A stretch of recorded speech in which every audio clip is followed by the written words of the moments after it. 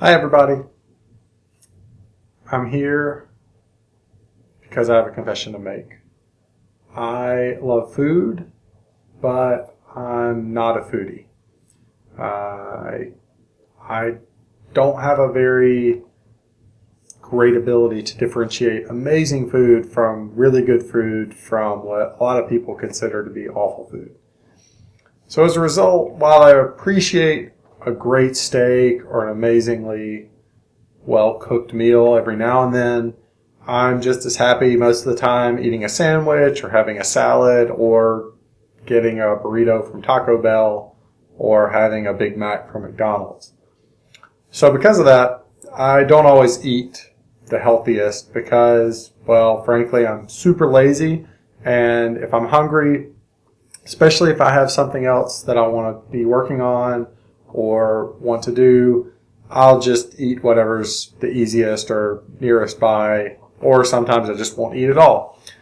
So I had heard a couple of years ago, or maybe a year ago, about this product that was, I believe, a Kickstarter or maybe an Indiegogo, but a crowd-funded product called Soylent. The name was kind of taken from the movie Soylent Green, but this Soylent isn't made from people. And I've been reading about it and watching its progress over the last year or so. And it's gone through a lot of revisions. It's gotten better and better, and finally got to the point with what, as of me taping this, is the current version, which is version 1.4. And I thought, you know what? I'll give it a shot. Let's see if Soylent really is what it claims to be, and if it'll work for me as an occasional meal substitute so that I can eat a little bit better, more healthy, and still be lazy. So it came in 2 boxes. So big box here, which has the nutrition information on the outside. And then because this was my first order, I got a second box, which actually comes with this guy, which is an awesome pitcher to mix your Soylent in. Inside the big box came with 7 packets. So this is enough for 1 week of completely eating nothing or drinking nothing but this stuff. So each pack is 4 meals. Each meal is 500 calories, and it basically has 25% or more of everything you need, every micronutrient, protein, fat, carbohydrate, sodium, potassium, all of it. It's good to go. So we got 7 packs here. We'll see how it tastes. Supposedly the taste has gotten considerably better. That was actually one of the big reasons that I went ahead and gave it a shot with version 1.4. The big change from what I read about with 1.4, well, there's a couple. The first is, prior to this version, you would get a bag of powder to mix, as well as a little vial of oils that you'd have to mix in separately. Which from what I'd read can be kind of a pain in the butt to deal with. So they've gotten rid of that with version 1.4. So now it's just the package of powder. And basically you pour half of this in, you fill this thing halfway up with water, you shake it for 30 seconds, then you pour the rest of this guy in, you fill the rest of this thing up with water, you shake it again for 30 seconds, and then you refrigerate it until it's cold. Another cool thing that came with it is this little handy dandy measuring scoop. And so 1 scoop is 250 calories and is 1 half serving of Soylent. So that's cool. So 1 scoop of this plus 2 scoops of water is the right amount. So very easy to mix if you want to do smaller amounts and not do the full pouches at a time.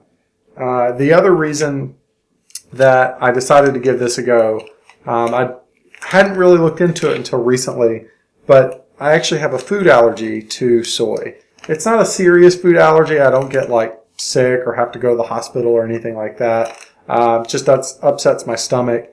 So eating things like soy sauce and sushi, not fun. I stay away from tofu, can't eat edamame anymore.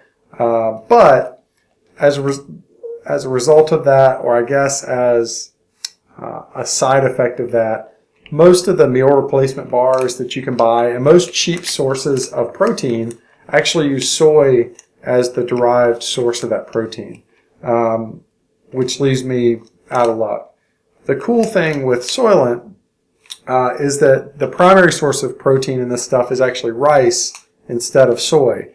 There's a little bit of soy in it, but it's way down on the list, and it's used as a binding agent. So it's a very tiny amount per total weight that's in here. So I'm going to try it out and see how well it works. So I'm going to give it a shot tomorrow morning. I'm going to have it for breakfast and maybe for lunch if it's not awful. The one good backup plan I have, so I don't waste this stuff if it's not edible or I can't stomach it for every meal, is they do have some ideas in the little release notes in the guide about being able to mix this with some other stuff, some peanut butter or bananas, basically the same stuff that I used to drink with protein shakes. So we'll see. Hopefully that'll be a good alternative option, or if it is good, at least it's a way to kind of mix things up over time. So I'm going to give it a go.